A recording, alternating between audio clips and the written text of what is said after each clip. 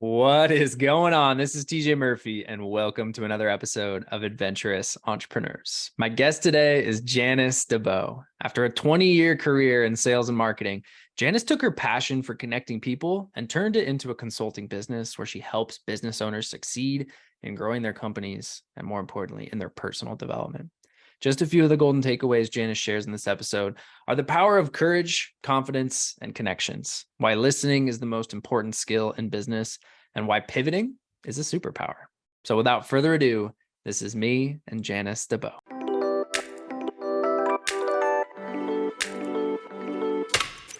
Welcome to the Adventurous Entrepreneurs Podcast. I'm your host, TJ Murphy. Since quitting my corporate 9-to-5 and starting a business while backpacking through Asia back in early 2017, I've had the privilege of learning from some incredibly adventurous entrepreneurs. Through these conversations and my own journey, I've learned that much like in life, entrepreneurship is an adventure. On this podcast, I explore the journeys of top-performing leaders in their fields. These wide-ranging conversations include tactical business advice, how I built this insights, lessons in leadership, life hacks, travel stories, favorite hobbies, and insights into living a purposeful and joy-filled life. Adventures await us, so let's dive in.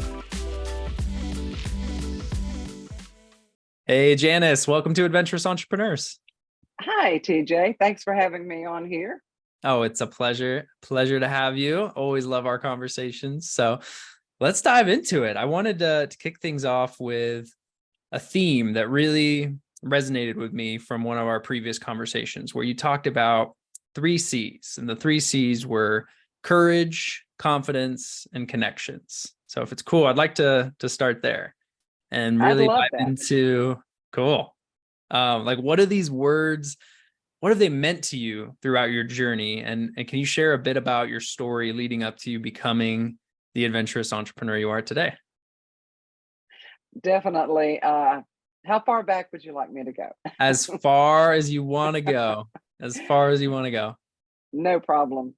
Well, I'm from North Carolina, as I'm sure you picked up on the accent, and lived there my whole life. I literally moved here 13 years ago in April to Central Oregon. And my whole career out in North Carolina was sales and marketing. I built a successful career with, believe it or not, Canon office equipment and a few other things that I did. Gained a lot of skills about relationships and what it took to be in sales, because I had been a secretary. One funny story is that one of my salesmen that I worked for threatened to have me fired if I didn't learn how to listen to what they say and do what I was told. I'm probably not the best at taking orders. I can give them. Yet there was another salesman in the office that saw my skills and said, "You should be in sales. Let's get you some training." And he helped me lose the really deep South accent. Okay. And just trained me on speaking, taught me a lot about sales, actually. And then we were getting a new telephone system. I was working for Honeywell at the time, little plug there for those guys. And when the opportunity came to get the telephone system, that owner of the company hired me. And I was on the street, off and running. I did go through some training with Dale Carnegie, a couple classes, Brian Tracy, and learned more skills. But really the jump came for me when I found a book, which is not even in print anymore, and I highly do recommend it. It's called Relationship Selling by Jim Cathcart. I had been kind of that struggling on the street salesperson. And then when I read that book, I started applying relationships to my career, and my career took off. I think I doubled or tripled my income the first year because I built relationships. And from there, due to this timing to get out of North Carolina, I was the second one to actually leave in my family. Wow. And so I wound up heading to Colorado Springs. That'll be part of another story. And then from there, met someone. I'd never heard of Redmond, Oregon, Bend, Oregon, Central Oregon. Wound up here. And at that point, I had been working in a little retail store, and my former husband and I decided to find a business. We found a ladies' sleep and loungewear business called Precious Curves. I ran that for 10 years. It was my company. It got me back out networking because I had hit the burnout stage like a lot of people, wound up getting back out there, enjoying it, doing trade shows. I learned so much that in starting a business, as you know, as a business owner, you learn the most by making mistakes, and hopefully you learn your lesson. And from there, having made all those connections, I was meeting with someone in that about potential business connection, and he was a coach as well. Well, he was a coach and a website builder, and he said, "Why don't you get paid for what you really do?" TJ, I had no idea what he was talking about. He said, "You look like a deer in the headlights." I said, "Nobody's going to pay me to do what you're talking about. I mean, to introduce people and all the things that I was already doing." He said, "Oh, yeah, they will." Well, he graciously gave me a little coaching training and set up my first website. And from there, I found a guinea pig. Oh, bless her heart. She was a really good friend. And she became my first client, but she had changed careers and needed some help. And I was off and running, learning how to be a coach and an entrepreneur. Well, I'd already been an entrepreneur. Yeah, really. you had 10 years. 10 years, maybe a little more because I had a transportation company before that. Oh, wow. And yeah, that probably doesn't go on the resume very much, but that was an interesting learning curve too. That put me in the coaching industry. I had a lot to learn, and that's the beginning of the story. And so whatever your next question is, we'll run for Well, it. I want to dig in a little more. I mean, amazing that you had mentors, which we'll talk about, I think, a little bit later. But going to Dale Carnegie seminars and really focusing on developing those skills in sales, in relationship building. And I like that you pointed out that you weren't the best at listening and taking direction. And I'm curious because a lot of people, myself included, at times struggle with being that effective communicator. And what effective communication really boils down to is being a good listener and giving people that ability to not only speak, but be heard and understood, and being able to clarify and speak what they're actually telling you back to them is crucial in all things sales, all things business. So I'm curious, like what helped you in being able to flip the switch and become a better listener and a better communicator? Some of that was Dale Carnegie. I started out with I think I did start with a sales course, and then I took How to Win Friends and Influence People. Yeah. The listening part had to have come with being a secretary as well. Because if you don't listen when you're taking calls, you're gonna wind up getting fired, probably. Yeah. I worked for, this will put it in perspective, I think it was 7 or 8 men, and they were all in sales. There were no other women in the office. But my listening skills, I think I've had them all along, but probably reading that one little book. In relationship selling, there's an area of listening and listening with purpose. I believe that was that book. I think it's a skill that somewhat is a gift, but because I've taught it to clients. And it's really a skill that anybody in business, well, in life, needs to learn, because people don't feel valued, TJ, if you're not hearing them. I mean, you can sit there and hear all day long, but if you're not listening and responding, even if you don't have an answer or you don't have anything that you can contribute, you can just nod your head and say, okay. And repeating back sometimes. Yeah, mirroring, digging yeah. deeper, asking deeper questions to really tease things out. Exactly. But yeah, it's a huge skill. And if somebody is in sales or business and doesn't have good listening skills, call me. Yeah. So let's bring things forward. I think that's a good segue. Okay. to your business today, your coaching and consulting business. Where are things at for you here in, gosh, almost halfway through July 2023? Right now, what I did was I started out as a networking coach and a business consultant because I've been called by multiple people a master networker, as well as being the best connected person in Central Oregon. Two big compliments. And I transitioned from that to what I'm doing now. I still do those skills, have those skills, and still utilize them because they're valuable with what I do. However, I'm now considered a business growth strategist and have transitioned because I've always used strategy. I've always helped people grow their business. So I changed my business name to my name, of course, but a business growth strategist to more accurately describe what I do. And it's just this is a new thing for me. I've got a new platform, a new website and that type of thing. So it's transitioned to what is small and medium business is what I serve. And I really love the platform that I'm using now, but I love strategy and finding solutions. And people have called me for years, decades, might I say, for, solutions or even family. And maybe that's why I live in North Carolina.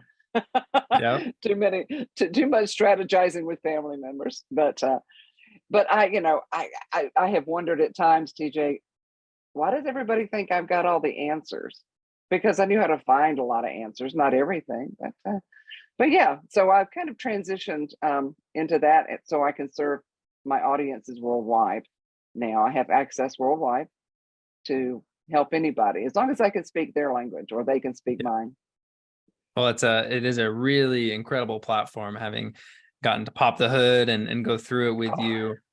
You're putting out a ton of great content. You have a desire and just a drive to help the small business community, especially, and really serving others, which resonates with me. I love talking strategy. I love helping people find solutions. So hearing you share your experiences and how you're able to make those transformations for your clients just really empowers me. And I love what you're doing. And you've been putting out great content. Like I said, you recently published an article that I was reading about 3 areas that will help a business owner build that solid foundation for their business. That was innovation, quantification, and orchestration.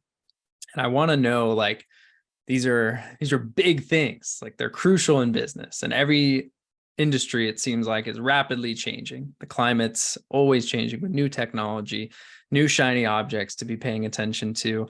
So how can these 3 key areas in business development really help people stay focused, stay resilient, and be adaptable when they do need to change?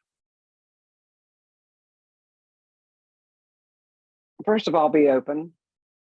Be open to change. Be coachable and be open in looking at transitioning, because I've transitioned. Pivoting is one of my favorite words. I love the word pivot. If you don't learn to pivot in business, as in anything you do, when I went in the clothing business, that was a complete, I'd been working at a little retail store, but that didn't compare to running your own online clothing business. When I pivoted into that, it was a lot of hard knocks, a lot of learning curves. Be prepared to hit the floor crying sometimes and go, I can't do this, or I can't afford to pay somebody to do this. Well, thankfully we have Google and friends. But I think being open, being prepared for transition if the time comes along, being able to learn and be coachable, do your research, ask people. There's tons of resources out there when somebody has to make that change. As far as innovation goes, there's limitless potential. Even though we're in tough times, seemingly, it could be the best time to transition. Yeah.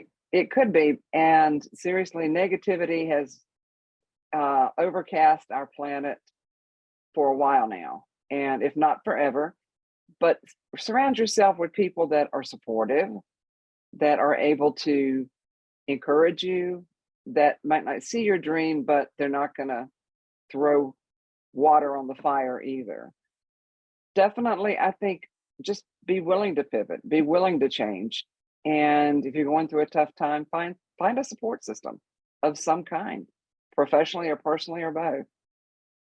Yeah, absolutely. And like hard times can either, really bring you down and make you focus on what's wrong with your business. Oh, why aren't people coming to work? Why aren't people, as eager to buy from me as they once were? But in those moments, usually we see the most innovation happening when there's something bad in the world, or when there's rapid change in the economy or in industry. That's when innovation really happens. And so I love that pivoting is a word that you enjoy. Some people may over pivot. That's one end of it. That's not the best thing to do. If you've got something, you just need to give it the time and nurture it to success. But pivoting to me is learning from failure and actually taking value out of failure, whether it's something small, you tried something, it didn't work out, you learned from it, or just an entire business venture in and of itself. Like the skills that you learned, the experiences that you had, the connections that you made, all of those things are what enable you to pivot into something that's going to be more productive and have a better utility for you, allow you to, grow a successful business or make it work where you weren't able to in the past. So I'm all about pivoting. In marketing's all about pivoting, because when we A/B test something, or when we launch a campaign, it's not going to work 100% of the time. That's just not realistic. But we need to be able to tweak it and pivot and see where the opportunities lie based on what the data is telling us to make things effective. So going back to those 3 C's that we talked about at the beginning of the conversation, connection is clearly something that you have excelled at, and you've just had a wealth of experience in, that you've even been able to turn into a business to serve others. And when it comes to connection, how important do you believe actively networking is as an entrepreneur? And how have you developed that skill as a networker? And what do you recommend for people who want to become better at networking? Besides making an appointment, just kidding, little plug there. I'd say there are, depending on where you live, there could be more or less resources. And there's a lot of free options for networking. One of the things that I've done with people is teach them you may be afraid to walk up to a stranger at an event. You may not want to walk up to like a group of 3 or 4 people and introduce yourself. What I actually have done, probably to the chagrin of some clients, is I'd stand on one side of the room with them, and I'd point to someone and say, go introduce yourself to that person over there. And they'd get big-eyed and go, can you come with me? No, solo flight. And I remember one instance, they actually made a connection that was beneficial, that in one specific instance. But I've done that many times.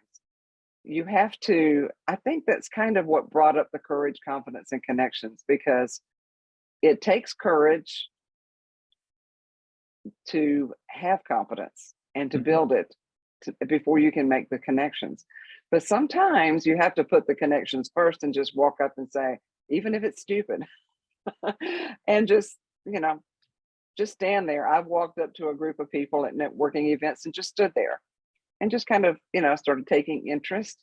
And then you have to learn to read people. That kind of sounds like NCIS, I'm sure.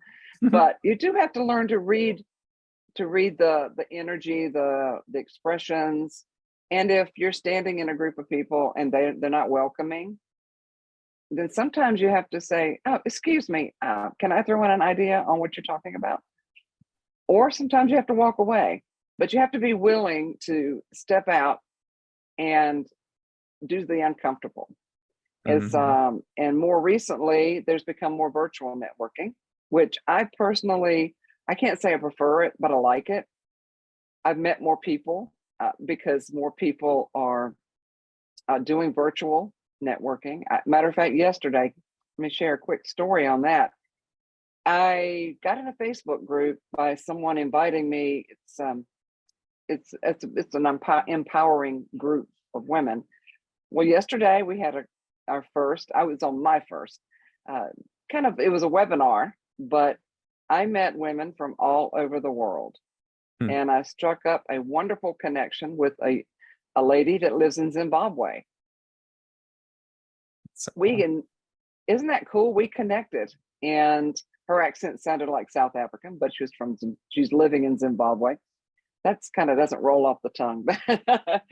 But anyway, as an example, it wasn't necessarily comfortable to step into that group, but these ladies knew how to do it. They paired us up in multiple rooms. I mean, one-on-one, 4 different connections, and gave us the opportunity to be very specific with how we can better network, how we can better generate leads for our business, that type of thing.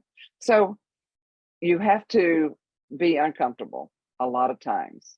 You have to. And online, when you're doing virtual stuff, you can get over involved with social media, not to down what you do, but you probably tell people that too. That's why you're good at what you do, because you take that monkey off of a lot of people's back. Yeah. And I applaud that, because we need to learn to delegate. And networking, get on and meet some new people. I would instruct clients to do that. You're not on this platform, let's try this one out, and task them with, okay, by this time next week, I want you to have 10 new contacts. Mm-hmm. Yeah. Put a number behind it. Challenge yourself. Put a number behind. Exactly. So yeah, it's about being uncomfortable, at least in the beginning. Yeah. And I love what you said about courage, because I think some people misinterpret what courage really means as being somebody that's fearless, that has that ability and is just unafraid. But really, courage is being afraid, being uncomfortable, but being willing to do it anyway. And so when it comes to networking, I mean, we've all been there. I've certainly been there, walking into a business networking group, and you don't know anybody in the room.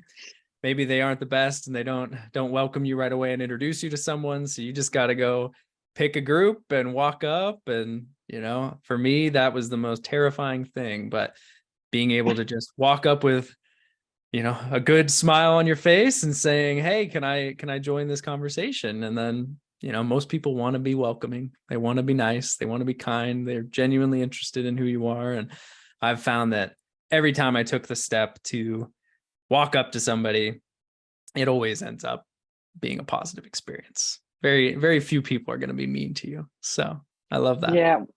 Well, I'll throw in just a little funny that I was raised as a Methodist preacher's daughter. Okay. And in North Carolina, they moved us all the time. We moved, not as much as military, but we moved a lot. And I think part of that skill came from you either going to make friends or you're going to go home and sit in your room. I believe it taught me the skills to make new friends, to adapt, to adjust. And don't get me wrong, my least favorite thing to do in the world is move. but adapting to the social side of things, I believe that helped shape my character and my willingness to make friends. And you have to. And as a kid, it's no more fun than it is as an adult. So yeah.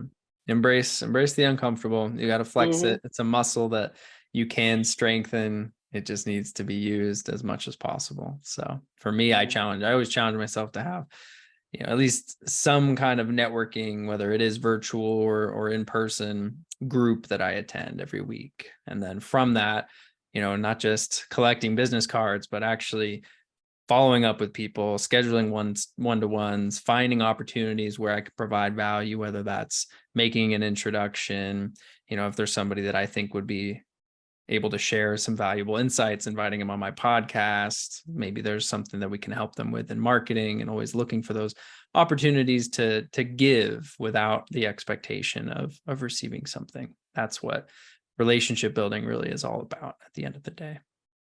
It is. So can you share your experiences? We mentioned it earlier, so I want to come back to it, about mentorship. Like, how has being a mentor or a mentee helped you grow your skills as an entrepreneur, or even earlier when you were in sales? Well, like I said, there's been quite a few people that have helped shape me. And my experience going through the classes was like anybody else. I remember the first class I went to, they made everybody get up front and do a little thing. I was shaking so hard, sweating, shaking, but I stepped out.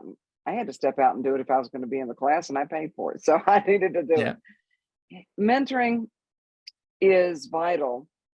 It's like an apprentice, I think. Very similar. A welder does not develop the skills. They have to be an apprentice for a while. They have to learn by watching, learn by doing. And if you don't have a mentor or be a mentor, then you're in a situation where you're trying to go it alone, and you're not going to be but so successful. There are tools online, you can read books, but it's that human connection that can help you grow and help you be more successful. I remember being a big sister in the Big Brother, Big Sister program in North Carolina. That was an experience that I'll never forget, with two different young ladies. That being able to, and you've got to watch yourself when you're around these kids, teenagers, no doubt. And being an example, mentorship is an example. Somebody is going to mentor you. They're going to make mistakes. They're going to say the wrong thing. Yeah. And I believe you learn from their mistakes, hopefully. One thing that has driven me in with my coaching and consulting business is helping people avoid some of the pitfalls that I hit when I was starting that online business. I hit some major ones. Computer crash, hard disk completely went out. Learning how to do things like Amazon, hire photographers, hire models, inventory. I did hire somebody. I did get somebody else to teach me how to do QuickBooks, and still don't like it. Me neither. So I know. That's what we got bookkeepers for that. Yeah. So I think the biggest piece of advice and experience is be humble to learn, be coachable, learn from mentors, be it a book, a podcast, a networking group, a coach, whatever that is that you need at the time. But just, again, it comes back to being open and not, I can do it myself. Mm-hmm. Yeah, truly for me, like in business, when I was first getting started, that was my biggest pitfall, was thinking that I could do it and learn it and accomplish it all on my own. And I let my ego get in the way of a lot of growth potential in that, especially in that first year. I mean, I had some mentorship, but I've just never been someone that's quick to ask for help. Even if it's like asking for directions when you're lost or something. My wife's always just like, ask him where we're at. It's, for whatever reason, I think my dad was the same way, so I know where I got it. But asking for help just never came naturally. And it wasn't until I started to shift that perspective and ask for help, find mentorship, hire coaches, read, but also apply and teach what I was learning. That's been a huge benefit. When you learn something, if you really want to become a master at it, go and teach it to someone else. And that's something that we're starting to apply in our business, like learning every week. I have, some of my teammates spend a couple hours every week working on a new skill, learning something that'll benefit them in that role. And then when we have our one-to-one the next week, they'll kind of summarize or teach it back to me, so that not only are they going to learn, but I'm going to learn in the process. And we're, exponentially increasing our knowledge, because if we're all learning and teaching each other these skills, we're just saving a ton of time as opposed to having to go and do it individually. So mentorship has been a huge game changer for me. And it all boils down to letting your ego go and asking for the help that you need at the end of the day. I second that, because I am just like that and very stubborn. Can be very stubborn. That can be good and bad. Yeah, absolutely. All right, Janice. So this is a podcast about entrepreneurship, but one of the biggest hurdles that most people in general, but successful entrepreneurs face at one time or another is living a well-rounded life and doing the things that bring us joy with the people that we care about most. And I always want to get an understanding of how successful business owners, entrepreneurs are able to kind of balance the two, because it's hard. When you're in business, you can always have it on. It's hard to turn it off. So what does living a well-rounded life look like for you, and how are you able to create that balance? Well, I'll give you a little backstory. I didn't grow up in an athletic family. I didn't grow up doing sports like gymnastics, but walking the beam was about my maximum. and that moving a lot. I didn't get exposed to being physically active outside and that kind of thing. And balanced life after when I worked with Canon, 18-hour days were not unfamiliar to me. 15-hour days. Oh yeah, come home, get on the computer. And I was always on. And after quite a few years, I burned out. I mean, I burned out bad. I was successful, but I hit the skids and I had to step back from doing that for a while because I didn't know balance. Well, when I got here, I got to tell you, I met one, I'll leave her anonymous, but she was very blunt with me in a networking group. She said, "You don't know how to have fun." And it set me back on my heel. I was like, "Sure I do." She goes, "What do you do?" I'm like, let's see. I listen to music, read. Oh, I like to watch movies. And she just shook her head. Yeah, no, you're not doing it. You're not doing it. But I always have loved taking walks. They had the most beautiful parks in North Carolina. I'd walk my dog, even here, the Dry Canyon. And I think the key to balance is, I hate just tell people to schedule fun time. I think that's over my just kind of taking it too far. But some people have to, and schedule downtime. Even if it's just getting outside, sitting in the sun for a few minutes. Listening to music is very healing and very positive thing. That does help me a lot. You don't have to be physically active, and I know you guys are, which is wonderful. But you don't have to. That would limit some people in having fun. Fun is different. How do you define fun? I don't have kids, and it's not taking the kids out to the park or that kind of thing. Do what feels good to take a breather, to take your mind off work. If it's just literally sitting down, putting some music on for any length of time, try to stop thinking about business. And I'm still guilty of it, but not like I was. And what do you find enjoyable to the individual listening to this? What is fun as far as you're concerned? Maybe it's a nice meal. Maybe it's cooking. Gardening is always what a lot of people out here love, or sports. But what makes you feel good? What takes your mind off of work? You've got to let off steam. You've got to be able to step away from it. If it means shutting down the computer, taking off your smartwatch, putting your phone in the drawer, whatever you need to do, step away from it. We do way too much screen time these days, I know, and it can be detrimental. If you just don't get some fresh air, some sunshine, go sit in the park. If you can't walk, if you can't run, if you can't climb a mountain. I love to go to Smith Rock. I know you do. I don't do the hikes. I would love to at some point, a little bit, but just going out there, sitting out there and getting some fresh air, sunshine, and leave the phone in the car. Yeah. Can I tell you another quick story about a client that I had to reprimand?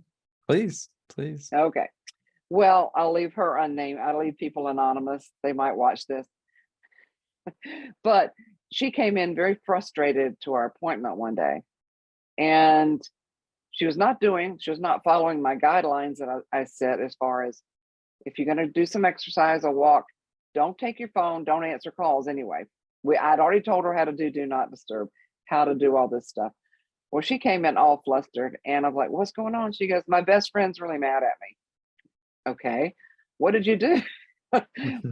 Well, I had my phone on our walk, and I answered a call from a client, and this is at 7 a.m. in the morning.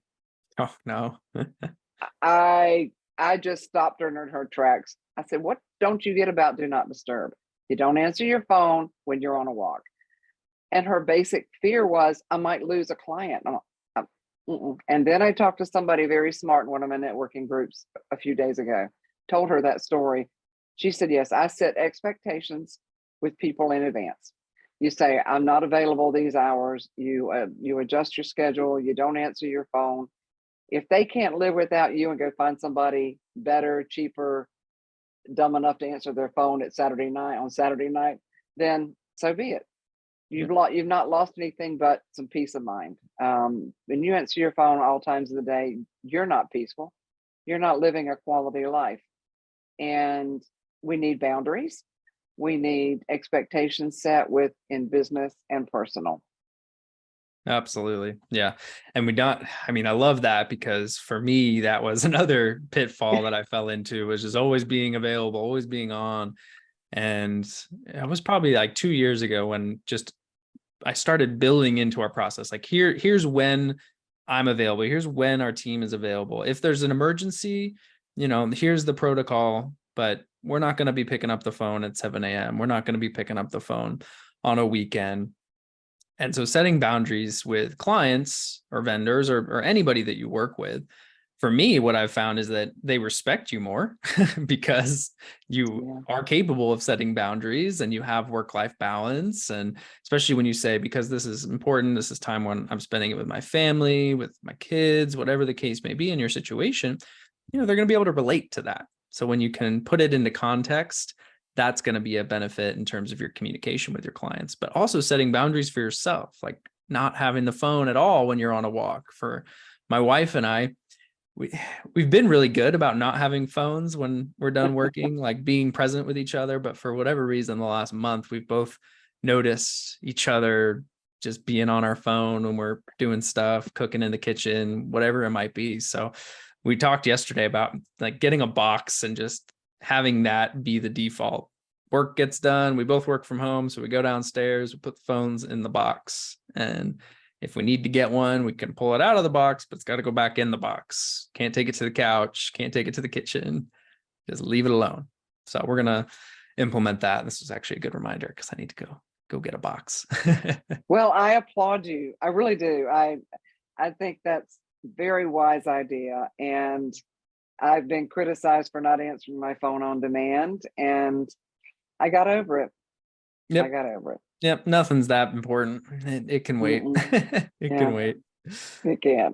So Janice, what are you learning right now? Is there anything that you're focused on, you're actively studying, learning, trying to get better at in terms of skills? What's got your focus? Still learning my my new platform, because there's so much to offer. I would say, really, what am I focused on? Well, actually, I'm really into brain training on a personal note, but it's professional too. What's brain training? Brain Tap is an app that I found, that I was led to by a friend. And what it does is it helps train your brain in different areas, because I learned years ago, if you do a scan of somebody's brain under stress or trauma, you're going to see red, a lot of red, not blue, which is cool. But I've been doing a lot of studying. I love studying on the brain because it helps me in every area. And that's one thing people can do to calm down, is learn about how your brain works, how stress affects you physically. So that's something that I'm still learning about. I enjoy. Cool. And then there's business books, because I'm I'm really reaching out to create deeper alliances and joint ventures with people to help them and help myself in our businesses. Awesome. Always networking. There's my downfall. It's like, oh gosh, Janice, it's 9 o'clock at night. Get off Messenger. Yeah, you can definitely overdo it with networking, Yeah, especially exactly. events. Especially events. Sometimes I got to Yeah. pull the plug on plans when I look at my calendar and there's just every single day, like multiple one-to-ones, multiple events I'm going to, and no time to actually do the deep work and focus on building the business. So there's a balance for sure. Yeah. That seems to be the key word. Yep. Balance in all Hmm. things. All right. Well, I've got a choose your own adventure question for you, which I teed up earlier. So you can pick which one you'd like to answer, or both if you so desire, Okay. or combine them, whatever makes sense. But what's a favorite place you've traveled to? Maybe recently, could be a while back, or just like a recent adventure that you went on. And in either case, what was it like? What made it so memorable? What was a favorite meal or drink you had, or a lesson you learned? Tell us a story. Oh, let's see. I haven't done much traveling recently. Most people know what that's about. Yeah. I'm like I said, I'm from North Carolina. I think the adventure story that is comical. It was very adventurous. I didn't think of it necessarily as an adventure at the time. But when I left North Carolina, it was just time to leave 13 years ago, almost 14. And I decided to move to Colorado Springs, as I mentioned. The adventurous part of it was I left the day after Thanksgiving, heading west. Oh no. I know. I had a friend join me at the last minute. I had two cats at the time. I've got one now, but I had two cats. I think at that time they were 5 years old, and got a big old dog crate, the really big ones, like for Great Danes or whatever. Put it in Yep. the back of my van, had the cats all set up in there, and we took off from North Carolina to Colorado Springs. We did take kind of a southern route through Alabama and came up that way. Some of the adventures along the way, and we did have to look at them as adventures, meowing cats in and out of hotel rooms, and family and friends. We went through Arkansas. No, was it Arkansas? Yeah, we had a thunderstorm in Arkansas. That was ugly in November. But when we got to Oklahoma City, we hauled it up to the third floor of a hotel with the cats in tow. And we were sitting there trying to relax. I think we'd picked up some fast food or something on the way. Well, we were sitting there, and all of a sudden, if you've been to Oklahoma City, it sounds like a tea kettle. Only it sounds like the wind blows so hard, it sounded like a tea kettle times a million. It Wow. whistled. It was hard to sleep. It was whistling. And so, that was one of our stops. We went through some areas where they do a lot of the cattle. They sell them and butcher them and all that. Well, let me tell you, some smells you don't want to smell again. Yeah. Yep. I think that was in Kansas. Went through a place called Liberal, Kansas. Hit the quail hunting season. That was interesting. But when we get to Colorado Springs, we went through. Colorado is interesting. It's very similar to Central Oregon It in a is. lot of ways. Very varied in its landscape. So we get into Colorado Springs. Okay, don't do this. We didn't have a hotel reservation. Yeah. And we found a place to stay. We parked in the parking lot and made some phone calls. Of course, I had to bring two cats in. I had to get that taken care of. Guess what it was doing when we got to Colorado Springs?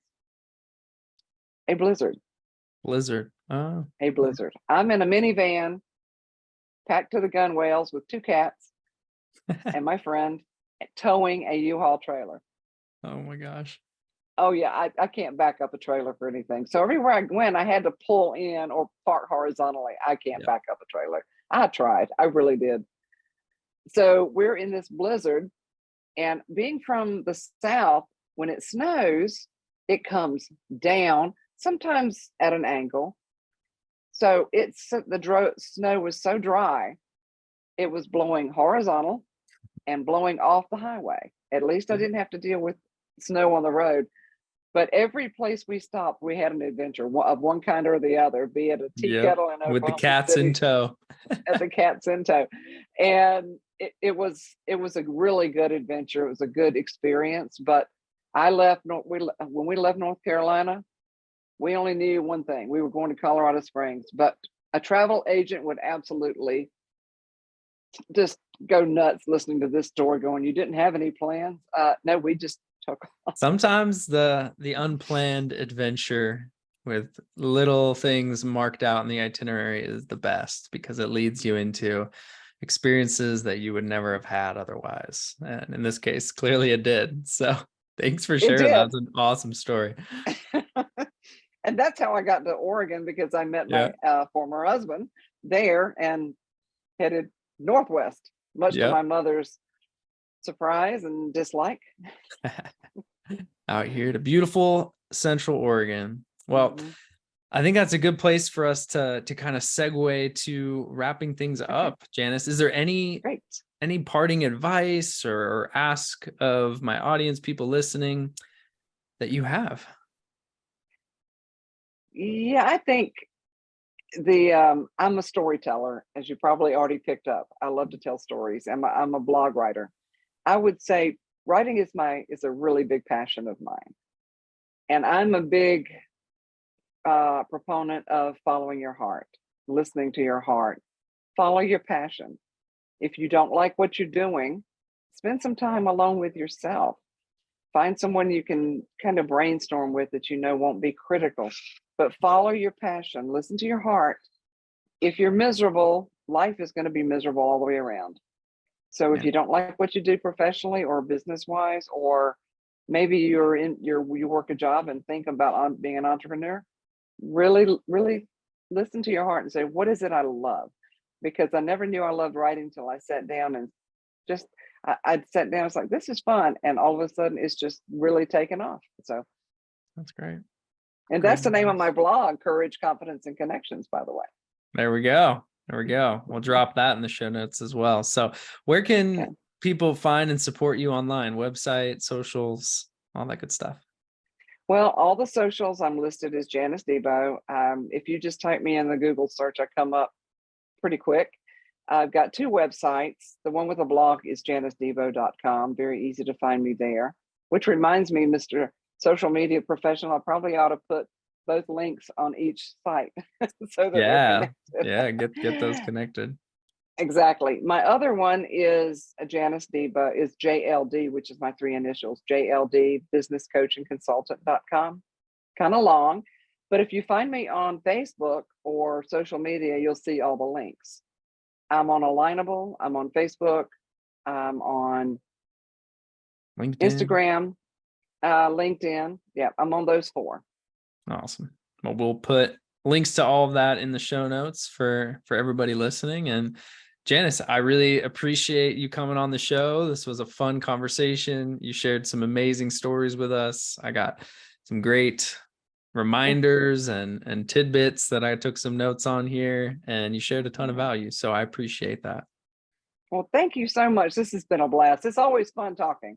We haven't ever had a bad conversation.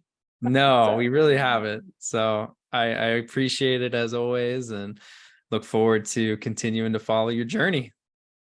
Well, thank you. Likewise. To all of our Adventurous listeners, thank you for tuning in to today's episode. Please be sure to subscribe, download, and share this on social media or with someone you know will get some value from it. Leaving a review goes a long way in helping people find the show, and I personally appreciate reading them when they come in. So please go drop one if you have the time. We'll see you all next week, and remember, whether we're talking about business or the things that bring us joy outside of work, life is meant for exploring. So go out there and live it one adventure at a time.